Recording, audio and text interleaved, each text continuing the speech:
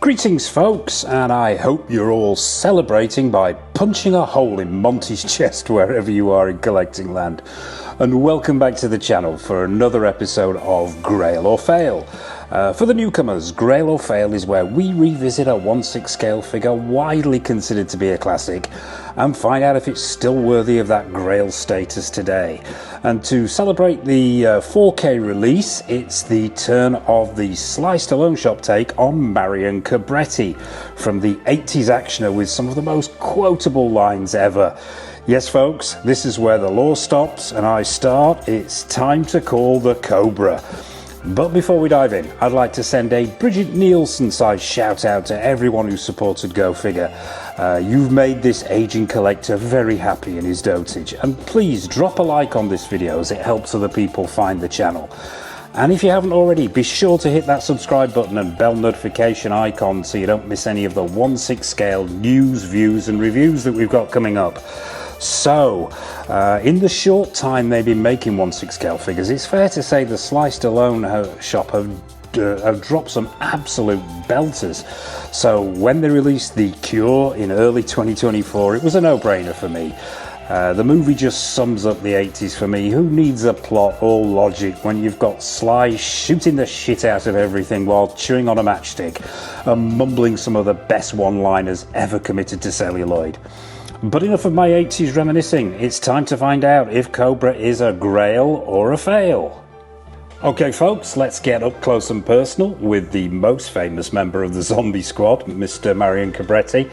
Regulars of the channel will probably notice that I normally at this point go handheld, but gonna need both hands for this particular figure for a number of reasons, but we'll get to that. We'll start with this stand actually. Let's just take him off this stand because this stand needs an honorary mention. It is, I had a lot of figures come and go within 2024, and this stand, I've got to say, is probably my favourite out of the entire year.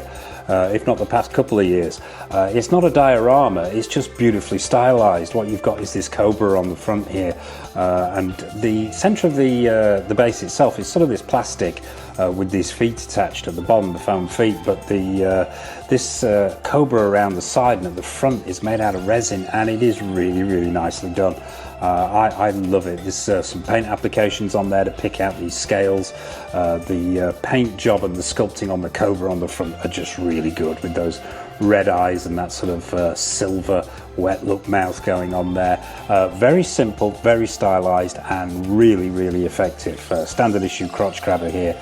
The eagle-eyed amongst you may have noticed in the opening shot there that he was freestanding, and there's a reason for that. He can actually do this, and that's down to the body and the weight that's behind the figure. But we'll take a look at that. So yeah, that's the stand. But let's bring in Marion himself. Where to begin with this figure? The first thing you notice with this figure is the heft. This is one hefty guy. He's got some real weight to him, and also as well, and it's probably going to sound a bit weird this, but I think collectors of 1/6 scale figures will understand what I'm saying here, is when you pick this figure up, it feels quality. It feels incredibly well made. I think it's the weight of that custom body, it's the nature of the joints themselves. Just overall, you know you're holding something that's had some TLC thrown in its direction, unlike some of the figures that we looked at in the last video. Check that one out if you want to see how not to make a figure. But yeah, we'll start at the bottom and work our way up. Sculpted plastic boots, totally screen accurate with those stacked heels, painted to look like leather, and they really do look like leather. The texture in there, in the sculpt itself, gives that leather look really well. Jeans, blue jeans, simple blue jeans. Now, I say simple, there's a caveat to that. I think doing items of clothing like this justice in 1/6 scale is exceptionally difficult, and the Sly Stallone shop have nailed it here.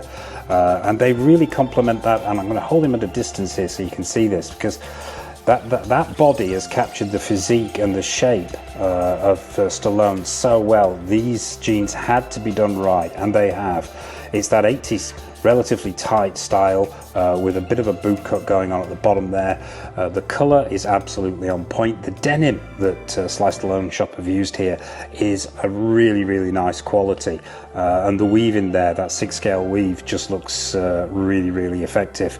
Stitch work, impeccable, cannot be faulted, from the stitch work around the bottom of the trouser leg there, up the sides, the gold stitch work in the crotch area around the top there, around the pockets, and I'll swing him round here so you can see the stitch work in the back. It's just absolutely on point. A little bit of black fluff there from the jacket, but yeah, absolutely nailed on there.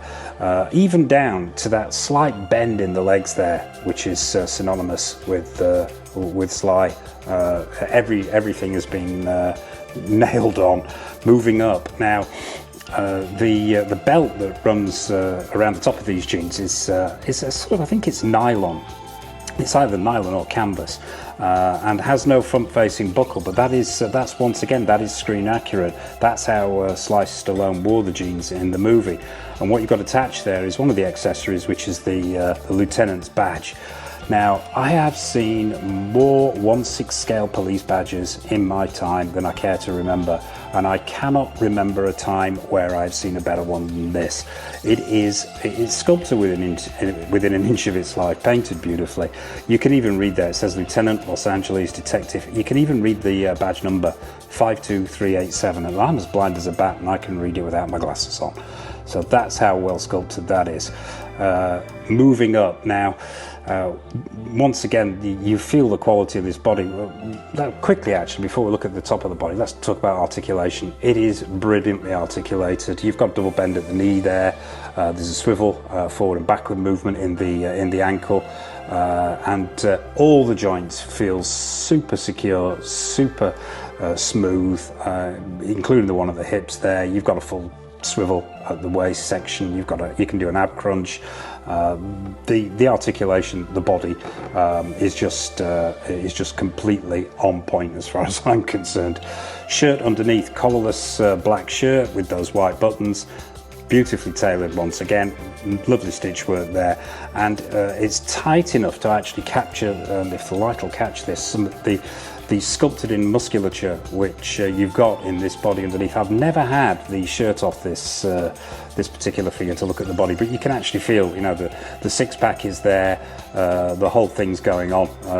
The body is just sculpted there underneath the shirt, and that protrudes through and just adds that extra element of realism. The jacket,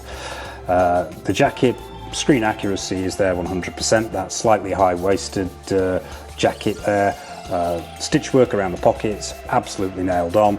All around the collar area, there isn't a thread hanging down or an inaccurate piece of stitch work on here, even down to the little tighteners with buckles on the side of the jacket itself.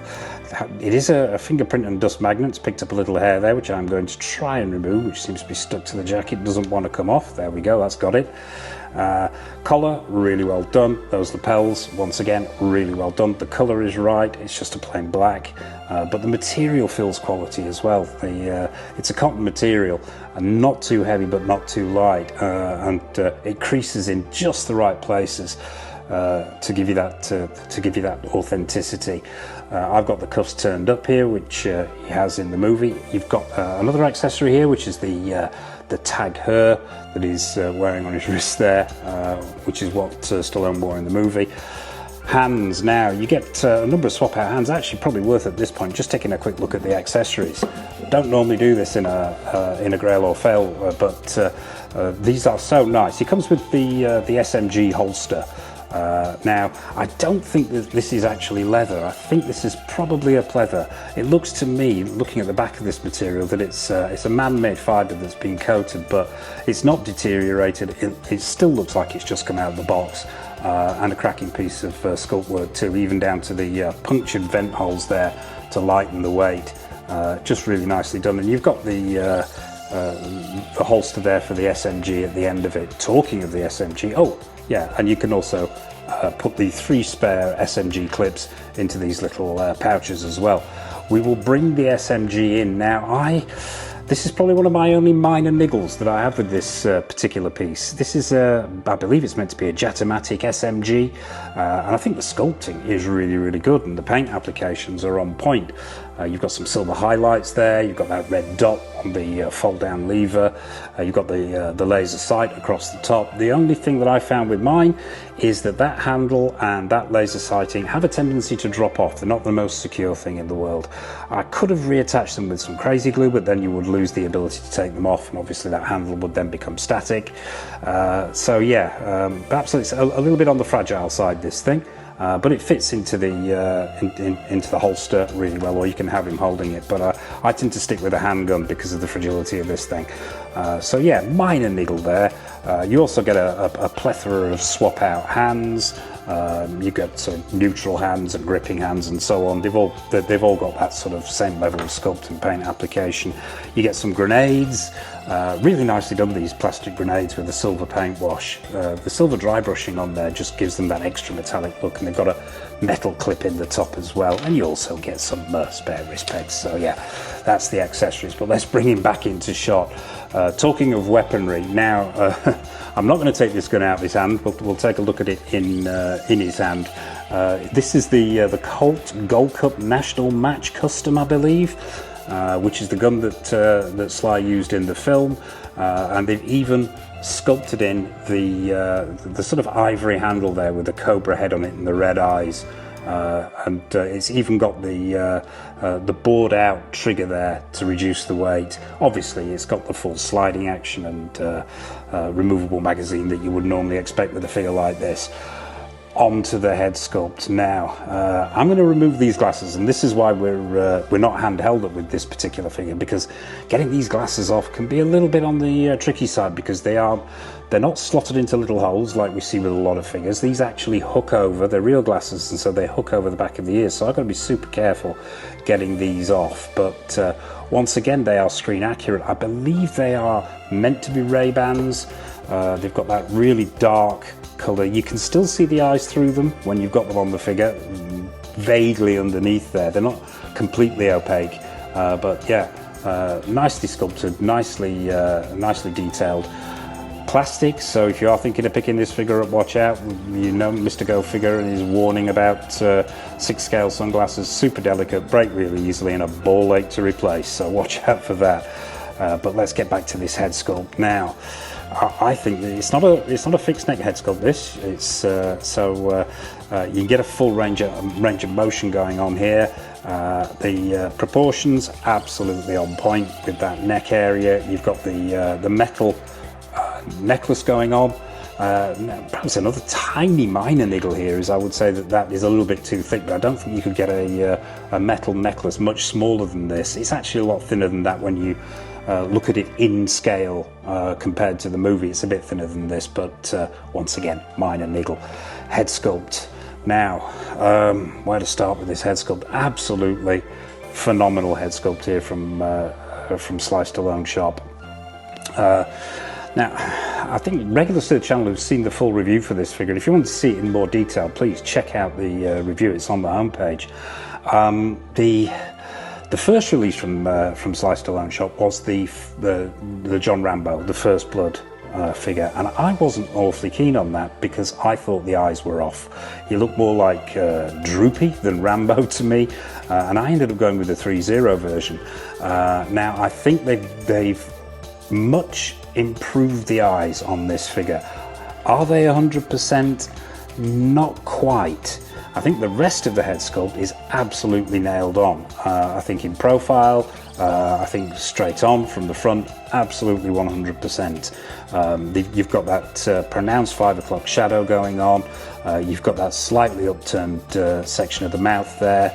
The nose is perfectly done. The skin texturing, really excellent work on those. The eyes are nice and glassy and the right colour. The hair, absolutely on point, individual strands picked out, and you've got the right colour going on there as well. Just to me, and I'm gonna, if I upset anybody here, please, please forgive me. I think the eyes are ever so slightly off. Nowhere near as pronounced as the Rambo figure, but they're still not 100% perfect. 99.9% perfect, because there's pretty much not an angle here where that isn't Stallone. but I tend to display this figure with the glasses on, because I think it just looks ever so slightly better. And I forgot to mention as well, in the accessories section, you also get 3 matchsticks, so you can have him chewing on a matchstick. Had that in the opening shot of this video, but it falls out so easily. You get 3 of them, and by some miracle I still managed to have all 3 of them, but they're held in by friction in between the lips, and it's ridiculously difficult to get in, and then they just fall out. So yeah, watch out for that. But that head sculpt, yeah, is it 100%? In my opinion, no. But is it 99.9? Yes, absolutely. And a superb head sculpt of Sylvester Stallone there. Possibly one of the best I have ever seen.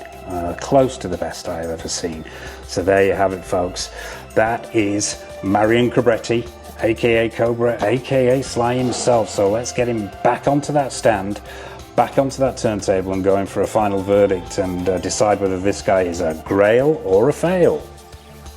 Okay folks, so it's time for a final verdict on Cobra. Is he a Grail or is he a fail? Let's start with the downsides, the niggles, and they are just niggles.